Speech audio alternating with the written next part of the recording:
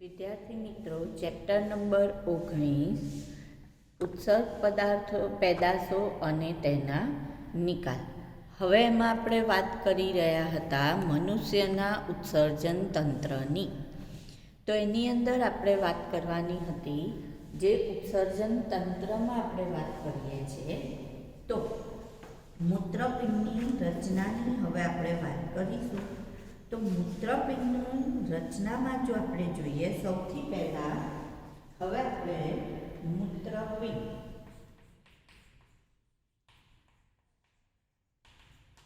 આ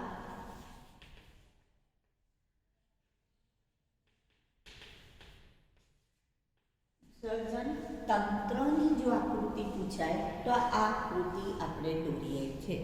બરાબર? સારું. હવે જો મૂત્રપિંડની રચનાની વાત કરીએ આપણે, તો મૂત્રપિંડની રચનામાં પહેલા એનું સ્થાન આવે.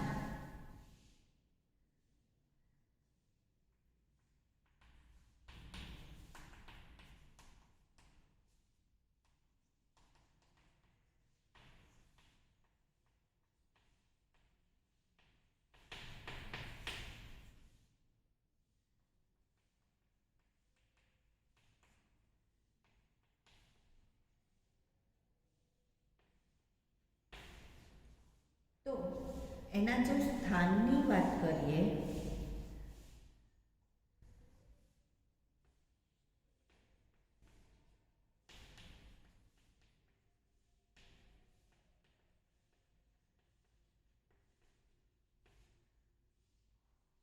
છેલ્લી ઉરસીય અને ત્રીજી જે કટિકશેરુકા છે એની વચ્ચે. હવે આ કશેરુકા એટલે શું? તો આપણું જે કરોડ સ્તંભ છે એ કરોડ સ્તંભમાં કરોડરજ્જુ હોય છે, અને જે કરોડરજ્જુ છે એમાં જે મણકા છે અથવા જે અસ્થિ છે એની વચ્ચે જે કાસ્થિમય રચના છે એને આપણે શેના તરીકે ઓળખીએ છીએ? કશેરુકા. જે ગરદન ભાગમાં હોય તો ગ્રીવા કશેરુકા, છાતીના ભાગમાં આવે છે કરોડરજ્જુ ત્યારે આવશે ઉરસીય, અને જ્યારે કમરના ભાગે આવે તો એને કહેવાય કટિકશેરુકા. તો છેલ્લી ઉરસીય એટલે કે 12મા નંબરની ઉરસીય અને ત્રીજી કટિકશેરુકા છે એ બેની વચ્ચે ઉદરીય ગુહામાં પૃષ્ઠ બાજુએ પાછળના ભાગે અંદરની દિવાલની તરફ, એટલે કે છેક અંદર તરફ આમ ખૂંપેલા આ મૂત્રપિંડ આવેલા હોય છે, એટલે અંદરની દિવાલની નજીક.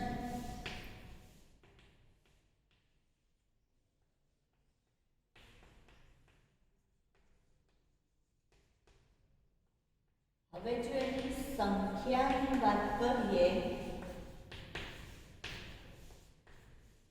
તો આપણે શું કહીશું? એક જોડ અથવા તો બે. એના રંગની વાત કરીએ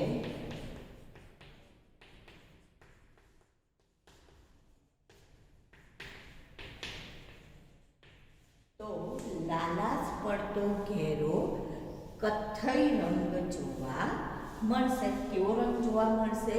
લાલાશ પડતો ઘેરો કથ્થઈ.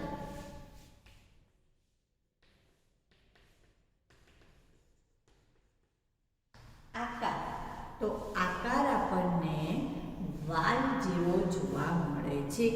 કેવો જોવા મળશે? વાલ જેવો. તો જુઓ, વાલ આકાર જો દેખાય છે અહીંયા. બરાબર? તો વાલ આકાર જોવા મળશે. સંખ્યા કેટલી છે? તો 2 હોય છે. બરાબર? રંગ કેવો? તો કે લાલાશ પડતો ઘેરો કથ્થઈ રંગ હોય છે. હવે એની લંબાઈ, પહોળાઈ અને જાડાઈ જોઈએ આપણે. આવી રીતના તમારે મુદ્દા પાડીને એને લખવાનું છે.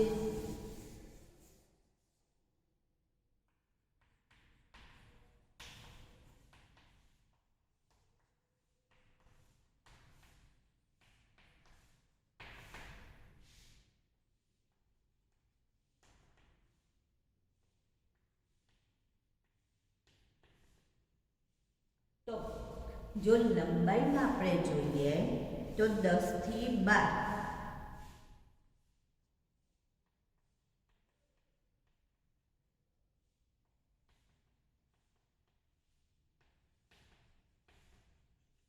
10 થી 12 સેમી લાંબુ, 5 થી 7 સેમી પહોળું અને 2 થી 3 સેમી જાડાઈ ધરાવે છે. બરાબર?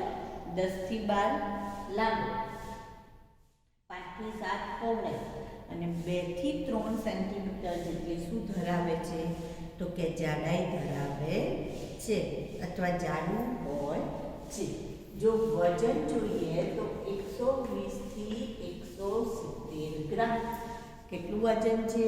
120 થી 170 ગ્રામ જેટલું એનું વજન હોય છે. હવે જો રચના જોઈએ તો પહેલા આપણે એના અંતરના ભાગની રચના જોઈએ. આંતરિક તો એવું કહે છે કે એની જે અંદરની દિવાલ છે, અંદરની સપાટી કેવી છે? તો કે અંતર્ગોળ. આ સપાટી કેવી જોવા મળે છે? આપણને અંદર તરફ અંતર્ગોળ જોવા મળે છે, જ્યાં એક છિદ્ર છે જેને નાભી તરીકે ઓળખવામાં આવે છે. બરાબર? અંદરની દિવાલ અથવા અંદરની સપાટી અંતર્ગોળ જે શું ધરાવે છે? એક છિદ્ર જેને શેના તરીકે ઓળખીશું? નાભી. આ નાભી અંદરની અંતર્ગોળ સપાટી શું ધરાવે છે? છિદ્ર જેને શેના તરીકે ઓળખીએ છે? નાભી. હવે આ જે નાભી છે એના દ્વારા રુધિરવાહિની, ચેતા એ અંદર જાય છે. રુધિરવાહિની અને ચેતા શું થાય છે? અંદર જાય છે અને મૂત્રવાહિની બહાર આવે છે. બરાબર? નાભી દ્વારા રુધિરવાહિની અને ચેતા અંદર તરફ જાય છે અને મૂત્રવાહિની બહાર આવે છે. એટલા માટે આ મૂત્રપિંડમાં આવું છિદ્ર આવેલું છે, જેને શેના તરીકે ઓળખીએ છીએ? આપણે નાભી તરીકે ઓળખીએ છીએ. હવે નાભીની અંદર જઈશું ત્યાં પહોળો ગરણી જેવો ભાગ જેને મૂત્રપિંડ નિવાક તરીકે ઓળખવામાં આવે છે. તો નાભીની અંદર પહોળો ગરણી જેવો ભાગ જેને શેના તરીકે ઓળખવામાં આવે છે? મૂત્રપિંડ નિવાક તરીકે ઓળખવામાં આવે છે. અથવા તો એને ઇંગ્લિશમાં રીનલ પેલ્વિસ તરીકે પણ ઓળખવામાં આવે. રીનલ પેલ્વિસ.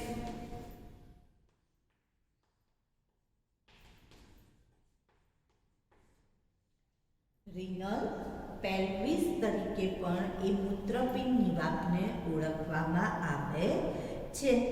હવે જે મૂત્રપિંડ નિવાક જ્યારે અંદર જશે ત્યારે અંદર જઈને એ પ્રવર્ત ધરાવે છે જેને કેલાઇસિસ કહે છે. હવે જો આખી રચના અહીંયા ફરીથી આપણે દોરીએ. હવે મૂત્રપિંડની આ ઉત્સર્જન તંત્રની આકૃતિ દોરી હતી. હવે આપણે મૂત્રપિંડના ઊભા છેદની આકૃતિ દોરીએ.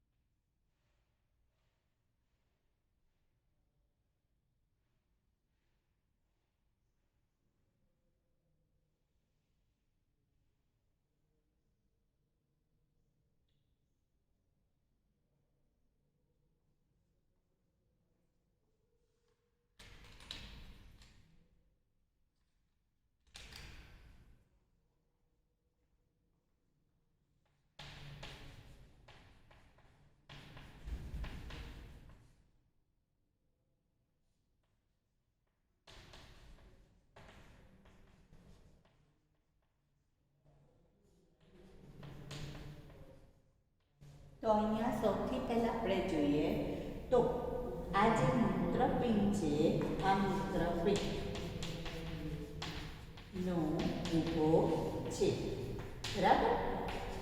હવે એની અંદર જોઈએ તો આ નાભીનો ભાગ છે.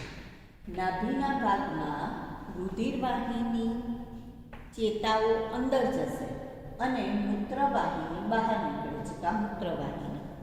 હવે એનો અંદરનો પહોળો ભાગ જેને શું કહેવાય, મૂત્રપિંડની વાવ. આ મૂત્રપિંડની વાવ જેને આપણે રિનલ પેલ્વિસ તરીકે પણ ઓળખીએ છીએ, એ રિનલ પેલ્વિસ એ પ્રવર્ધમાં વિભાજિત થાય છે. તો જે પ્રવર્ધ છે એ પ્રવર્ધને આપણે શેના તરીકે ઓળખીએ છીએ, કેલાઇસિસ. જે નિવાપ છે, નિવાપના પ્રવર્ધ જેને શેના તરીકે ઓળખીશું, કેલાઇસિસ.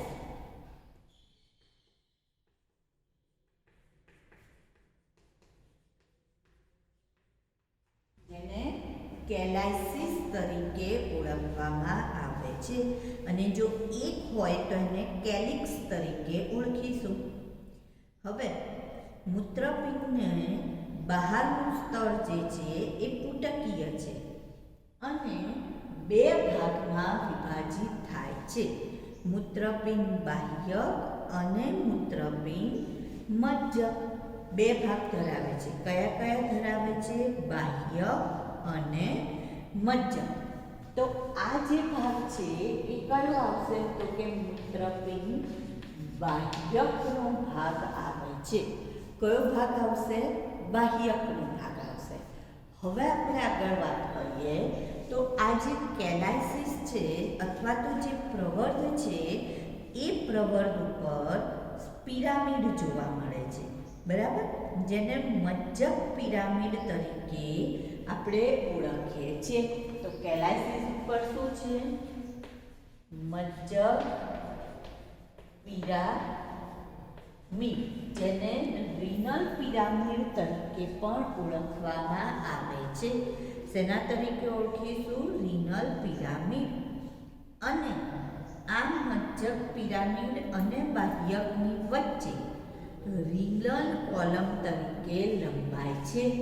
તો આ જે ભાગ છે એને આપણે આ 1 2 3 4 5 6 આ ભાગને શેના તરીકે ઓળખીશું, રિનલ કોલમ. તો આવી એકથી વધારે કોલમ બને છે તો એને કોલમ ઓફ બર્ટીની તરીકે પણ ઓળખવામાં આવે છે. શેના તરીકે ઓળખીશું, કોલમ ઓફ બર્ટીની તરીકે પણ ઓળખીશું. તો સૌથી પહેલાં આપણે જોઈએ શું કહીશું, કોલમ ઓફ બર્ટીની કહીએ છીએ. ફરીથી આપણે આની રચનાની વાત કરીએ તો સૌથી પહેલાં આપણે એના સ્થાનની વાત કરીએ તો મૂત્રપિંડનું સ્થાન ક્યાં છે, તો કે છેલ્લી ઉરસીય અને ત્રીજી કટિકશેરુકા એની વચ્ચે ઉદરીય ગુહામાં પૃષ્ઠ બાજુએ પાછળની તરફ અંદરની દિવાલ બાજુ હોય છે. એના રંગની વાત કરીએ તો ઘેરા લાલાશ પડતા કથ્થઈ રંગ ધરાવે છે. આકાર વાલ જેવો હોય છે. જો એના લંબાઈ, પહોળાઈ અને જાડાઈની વાત કરીએ તો 10 થી 12 સેમી લાંબુ, 5 થી 7 સેમી પહોળું અને 2 થી 3 સેમી જાડું હોય છે. વજનની વાત કરીએ તો 120 થી 170 ગ્રામ જેટલું વજન ધરાવે છે, બરાબર. હવે એની રચનાની વાત કરીએ, સંખ્યા કેટલી, તો કે 2 અથવા 1 જોડ. હવે એની રચનાની વાત કરીએ તો સૌથી પહેલાં આપણે એવું કહીએ છીએ કે એની જે અંદરની સપાટી છે અંતર્ગોળ છે અને અંતર્ગોળ સપાટી પર એક છિદ્ર છે જેને નાભી તરીકે ઓળખવામાં આવે છે. તો અંદરની અંતર્ગોળ સપાટી પર છિદ્ર જેને શું કહેવાય, નાભી. નાભી દ્વારા રુધિરવાહિની અને ચેતા મૂત્રપિંડમાં પ્રવેશે છે અને મૂત્રવાહીની બહાર નીકળે છે. ઇન આઉટ, બરાબર. એ એક ઓપનિંગ ગેટ છે કે જે શેને અંદર લે છે તો કે નાભી દ્વારા. શું અંદર આવે છે નાભી દ્વારા? તો રુધિરવાહિની અને ચેતાઓ. જ્યારે બહાર શું નીકળે છે તો કે બહાર મૂત્રવાહિની નીકળે છે. હવે જે નાભીની અંદર તરફનો ભાગ છે એ પહોળો ગરણી જેવો ભાગ, જેને કહેવાય મૂત્રપિંડની વાગ. આ વાગ પ્રવર્ધમાં વહેંચાય છે, જેને પ્રવર્ધને કેલાઇસિસ તરીકે ઓળખીએ છીએ. અને જો એક વચનમાં એને કહેવું હોય તો કેલિક્સ તરીકે ઓળખાય. શેના તરીકે ઓળખાય? કેલિક્સ. હવે જો આપણે મૂત્રપિંડના રચનામાં જોઈએ તો એને બે ભાગમાં વહેંચવામાં આવે છે, બાહ્યક અને મજ્જક. કયા બે ભાગ? બાહ્યક અને મજ્જક. તો મજ્જકનો જે ભાગ છે ત્યાં પ્રવર્ત ઉપર પિરામિડ જોવા મળે છે, જેને કહેવાય મજ્જક પિરામિડ. બાહ્યક અને મજ્જક પિરામિડ એ શેમાં વહેંચાયેલા હોય છે તો કે રિનલ કોલમમાં વહેંચાયેલા હોય છે, જેને કહેવાય કોલમ ઓફ બર્ટીની. શેના તરીકે ઓળખીશું? કોલમ ઓફ બર્ટીની તરીકે ઓળખીએ છીએ. તો આ કોની રચના થઈ? મૂત્રપિંડની રચના થઈ. હવે જે દરેક મૂત્રપિંડ છે એ લગભગ 10 લાખ જેટલા ઉત્સર્ગ એકમ ધરાવે છે, બરાબર. દરેક મૂત્રપિંડ 10 લાખ જેટલા ઉત્સર્ગ એકમ ધરાવે છે. આ ઉત્સર્ગ એકમ એટલે મૂત્રપિંડનો રચનાત્મક ને ક્રિયાત્મક ભાગ. આ ઉત્સર્ગ એકમ એ શેનો? મૂત્રપિંડનો રચનાત્મક અને ક્રિયાત્મક એકમ અથવા ભાગ ગણીશું, જેને ઉત્સર્ગ એકમને ઉત્સર્ગ એકમ જે છે એની સંખ્યા કેટલી કીધી આપણે? લગભગ 10 લાખ જેટલી એક મૂત્રપિંડમાં. તો બે મૂત્રપિંડમાં કેટલી થશે? 20 લાખ જેટલી થાય છે. ત્યારબાદ મૂત્રવાહિની, જે લાંબી નલિકામય રચના, જે શેમાં ખુલે છે તો કે મૂત્રાશયમાં. મૂત્રાશય એ શું છે તો કે સરળ સ્નાયુની બનેલી કોથળીમય રચના છે. મગજ જ્યારે આખું મૂત્રાશય ભરાઈ જાય ત્યારે મગજ એને સંદેશો આપે છે કે ભાઈ હવે આ આખું ભરાઈ ગયું છે. એટલે પેલા જે સ્નાયુઓ છે, સ્નાયુ શું કરે છે તો કે દબાણ કરે છે. દબાણના કારણે દુખાવો થાય એટલે આપણને ખબર પડે કે ભાઈ આપણને બાથરૂમ આવી છે. તો મૂત્રમાર્ગ દ્વારા મૂત્રનું શું થાય છે તો કે બહાર ત્યાગ થાય છે. મનુષ્યમાં જો પુરુષની વાત કરીએ તો પુરુષમાં મૂત્રમાર્ગ અને શુક્રકોષો એટલે કે વીર્યના ત્યાગ કરવા માટે એક જ માર્ગ છે. એટલે કે એમનો જે મૂત્રવાહિની છે એ મૂત્રવાહિની ને શુક્રવાહિની ભેગા થઈને એક જ શિશ્નમાં ખુલે છે. તો એને શું કહેવામાં આવે છે? મૂત્રજનન માર્ગ તરીકે ઓળખે છે. જ્યારે સ્ત્રીઓમાં જે મૂત્રમાર્ગ છે એ અલગ હોય છે અને જનન માર્ગ છે એ પણ કેવો છે? અલગ છે. એટલે એના આપણે મૂત્રજનન માર્ગ તરીકે ઓળખતા નથી. તો આ આપણે મનુષ્યના ઉત્સર્જન તંત્રની વાત કરી. હવે આપણે એમાં ઉત્સર્ગ એકમની વાત કરીશું. કોની વાત કરીએ? ઉત્સર્ગ એકમની. જો ઉત્સર્જન તંત્રની આકૃતિ પૂછાય તો પેલી જે બે હમણાં આપણે દોરી હતી એ. મૂત્રપિંડની આકૃતિ પૂછાય તો આ આકૃતિ આવશે. હવે આપણે કોની વાત કરવાની છે? ઉત્સર્ગ એકમની રચનાની વાત કરીએ.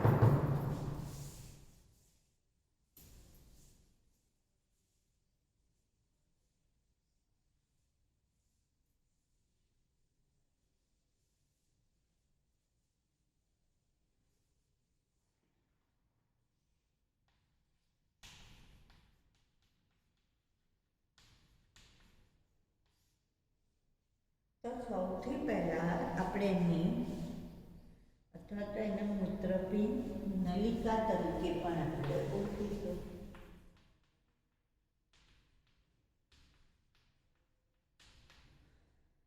એની આકૃતિ સૌથી પહેલા દોરી દઈએ.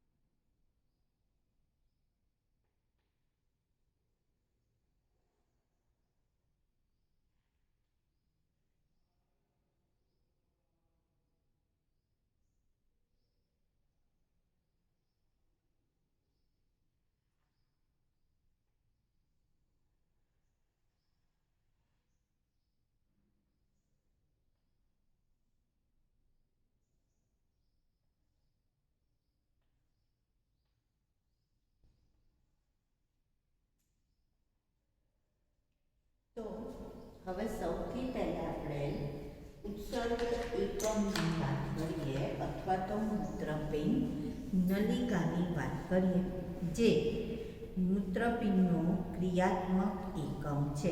મૂત્રપિંડનો કેવો એકમ છે? ક્રિયાત્મક.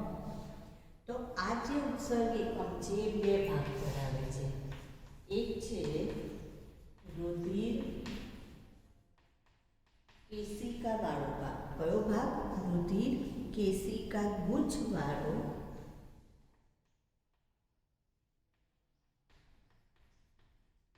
અને બીજો ભાગ છે જેને મૂત્રપિંડ નલિકા તરીકે ઓળખવામાં આવે છે.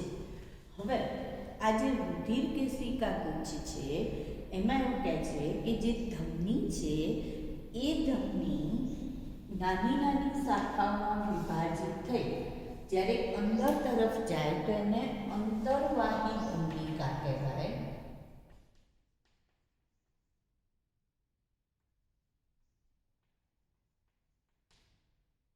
અને જે બહાર નીકળે છે એને બહિર્વાહી ભૂમિકા કહેવામાં આવે છે. અને આ જે રુધિર કેશિકાનું જાળું છે એની આજુબાજુ બે પડની બનેલી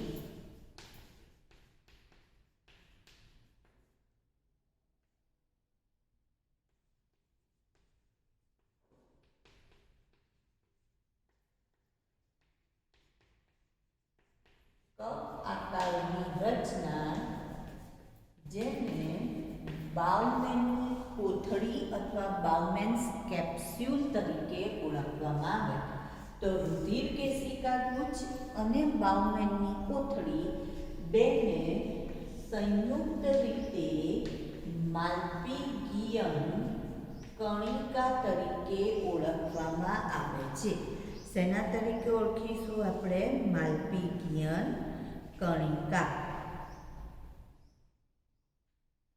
અથવા માલપીગિયન કાર અથવા માલપીગિયન કણ તરીકે ઓળખીશું. તો સૌથી પહેલા આપણે જોઈએ રુધિર કેશિકા ગુચ્છ. તો આ મૂત્રપિંડ ધમની જે જ્યારે અંદર જશે એને શું કહીશું? અંતરવાહી ધમનિકા. નાની નાની શાખાઓમાં વિભાજિત થઈ. ધમની જ્યારે અંદર ગઈ ત્યારે નાની નાની શાખાઓમાં વિભાજિત થઈ, જેને કહેવાય રુધિર કેશિકા ગુચ્છ. જાળ બનાવ્યું, બરાબર. અને એ જ્યારે બહાર નીકળી ત્યારે એને શું કહીશું? બહિર્વાહી ધમનિકા તરીકે ઓળખીએ છીએ. અને એની આજુબાજુ બેવડા પડવાળી જે છે એને કહેવાય બાઉમેનની કોથળી. શું કહીશું? બાઉમેનની કોથળી, બરાબર. સારું. હવે જ્યારે આગળ જશે ત્યારે એ શેમાં પરિણમશે? તો કે મૂત્રપિંડ નલિકામાં. તો જ્યારે બાઉમેનની કોથળીની નજીકનો જે નલિકાનો ભાગ છે એને કહીશું નિકટવર્તી ગુંચળામય ભાગ. કયો ભાગ? નિકટવર્તી ગુંચળામય ભાગ. અને જે બાઉમેનની કોથળીથી દૂર છે એને આપણે કહીશું દૂરસ્થ ગુંચળામય ભાગ. તો પ્રોક્સિમલ કન્વેક્શનલ ટ્યુબ્યુલ અને દૂરસ્થ ડિસ્ટલ. તો એનો મતલબ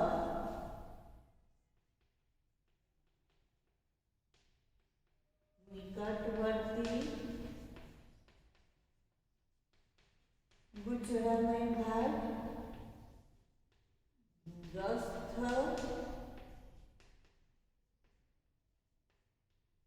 ગુંચળામય ભાગ. અને બે ની વચ્ચે પિન આકારનો જે ભાગ છે એને કહીશું હેન્લેનો પાસ. બેની વચ્ચે શું આવેલું છે? હેન્લેનો પાસ. જેમાં જે ભાગ નીચે ઉતરે છે એને કહેવાય અવરોહી અને જે ઉપર ચડે છે એને કહેવાય આરોહી ભાગ. તો આ અવરોહી ભાગ હેન્લેના પાસનો કયો ભાગ? અવરોહી. અને આ કયો છે? આરોહી ભાગ. અવરોહી ભાગ કઈ તરફ જશે? નીચે તરફ. આરોહી ભાગ કઈ તરફ જાય છે? ઉપર તરફ જાય છે. અને છેલ્લે આવશે સંગ્રહણ નલિકા. છેલ્લે કયો ભાગ આવે છે? સંગ્રહણ નલિકા, જે સીધો સળંગ ભાગ મૂત્રપિંડ નિવાપમાં ખુલે છે. ક્યાં ખુલશે? મૂત્રપિંડ નિવાપમાં ખુલે છે. તો આ કોની રચના આપણે કહીએ છીએ? અહીંયા મૂત્રપિંડ નલિકા અથવા ઉત્સર્ગ એકમની રચના કહીએ છીએ, બરાબર. સારું. હવે અહીંયા આપણે જોઈએ તો આપણને એવું કહે છે કે જે માલપીગિયન કણ નિકટવર્તી ભાગ અને દૂરસ્થ ભાગ છે એ ક્યાં આવેલા છે? તો કે બાહ્યકમાં. માલપીગિયન એટલે આ બંને નિકટવર્તી અને દૂરસ્થ. આટલો ભાગ ક્યાં આવેલો છે? તો કે એટલો ભાગ બાહ્યકમાં છે. જ્યારે હેન્લેનો પાસ ક્યાં આવેલો છે? તો કે મજ્જકમાં આવેલો હોય છે. ક્યાં આવેલો છે? મજ્જકમાં આવેલો હોય છે. મજ્જકમાં હોય. બરાબર, સારું. એટલે કે મજ્જકમાં ખૂપેલો હોય એવું પણ આપણે એને કહી શકીએ. સંગ્રહ નલિકા ક્યાં ખુલે છે? મૂત્રપિંડ નિવાપમાં ખુલે છે. હવે જે ઉત્સર્ગ પદાર્થ છે એ ઉત્સર્ગ એકમ જે છે એના પ્રકાર જોઈએ હેન્લેના પાસના આધારે. ઉત્સર્ગ એકમના પ્રકાર, એની રચના થઈ. હવે એના પ્રકારની વાત કરીએ. શેના આધારે? હેન્લેના પાસને આધારે.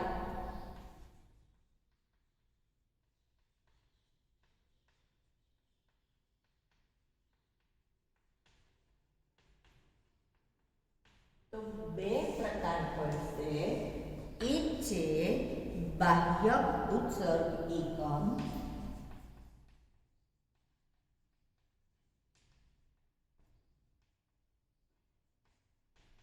અને બીજો છે જક્ષટા મજ્જક ઉત્સર્ગ એકમ.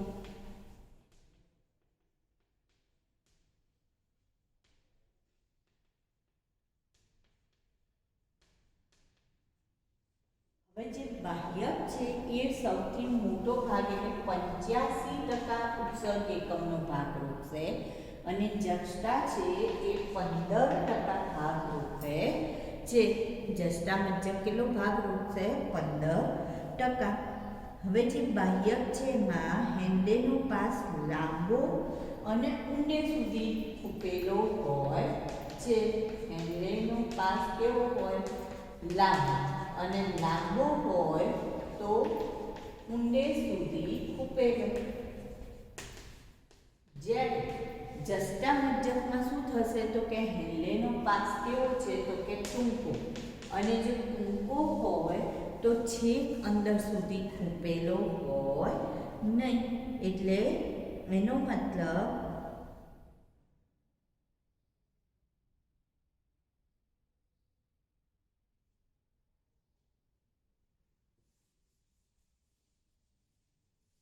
અહીંયા આપણે જોઈશું હેન્લેનો પાસ ટૂંકો હોય, જ્યારે અહીંયા કેવો હોય? લાંબો હોય. જષ્ટા મજ્જકમાં, કારણ કે મજ્જક સુધી એને ફેલાવવાનું છે ને, એટલે કેવો હોય? લાંબો હોય અને થોડે સુધી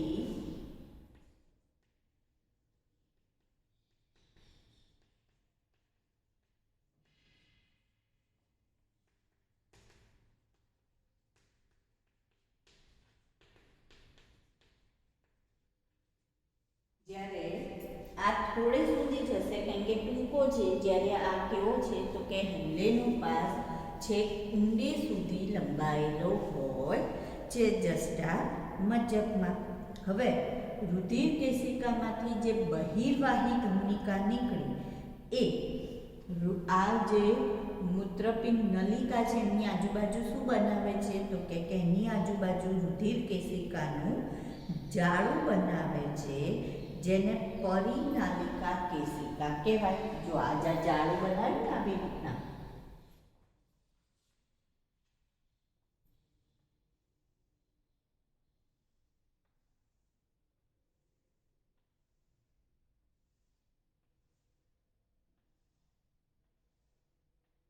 આવું જાળું બનાવ્યું, બરાબર? તો એને શું કહેવાય? પરિનાલિકા કેશિકા તરીકે ઓળખાય. શેના તરીકે ઓળખાય? પરિનાલિકા નલિકા કેશિકા. પરિનલિકા કેશિકા તરીકે ઓળખાય. જે બહિર્વાહી ધમનિકા છે એમણે બહિર્વાહી ધમનિકાએ જે આ નલિકામય ભાગ છે એની આજુબાજુ જાળું બનાવ્યું, જેને કહેવાય પરિનલિકા કેશિકા. પરિનલિકા કેશિકા જે હેન્લેના પાસને જ્યારે સમાંતર યુ આકારે ગોઠવાય, હેન્લેના પાસને સમાંતર યુ આકારે ગોઠવાય એ રચનાને આપણે કહીશું વાસા રેક્ટા. એના તરીકે ઓળખીશું વાસા રેક્ટા તરીકે ઓળખીશું. તો વાસા રેક્ટાનો મતલબ શું થશે? રુધિર કેશિકાનું જાળું, જે મૂત્રવાહિનીને કયા રીતે ગોઠવાયેલું છે, અથવા તો જે હેન્લેના પાસને સમાંતર ગોઠવાયેલું હોય છે. કેવું ગોઠવાયેલું છે? સમાંતર રીતે ગોઠવાયેલું હોય છે. હવે જે બાહ્ય ઉત્સર્ગ એકમ છે એમાં આ વાસા રેક્ટા ગેરહાજર હોય અથવા અલ્પ વિકસિત હોય છે. કેવું હોય? અલ્પ વિકસિત હોય. ગેરહાજર હોય અથવા અલ્પ વિકસિત. જ્યારે જસ્ટામજ્જકમાં એ કેવી હોય છે? તો કે હાજર હોય અને વિકસિત હોય છે. કેમ આમાં અલ્પ વિકસિત હોય અથવા તો ગેરહાજર? કારણ કે હેન્લેનો પાસ પોતે જ કેવો છે? તો કે ટૂંકો હોય છે. અને જ્યારે પાસ જ ટૂંકો હોય ત્યારે પેલી રુધિર કેશિકાનું જાળું એની સમાંતર ગોઠવાયેલું રહેતું નથી. અને જો સમાંતર ગોઠવાયેલું ન રહે તો એનો મતલબ એ કેવું રહેશે? તો કે એ અલ્પ વિકસિત રહે છે.